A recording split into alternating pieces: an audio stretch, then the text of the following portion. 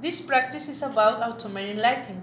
We have a photovoltaic sensor which feeds the Arduino information about the current environment light. The Arduino then evaluates if said light falls below the threshold to turn on additional light by activating a relay. We use a LED to simulate the circuitry of an actual higher voltage bulb. The LED is connected to the normally open output of the relay with its independent power line, so a higher voltage bulb could be used too. If I turn on, if I turn off the lights or if I block the sensor, the Arduino detects and turns on the LED.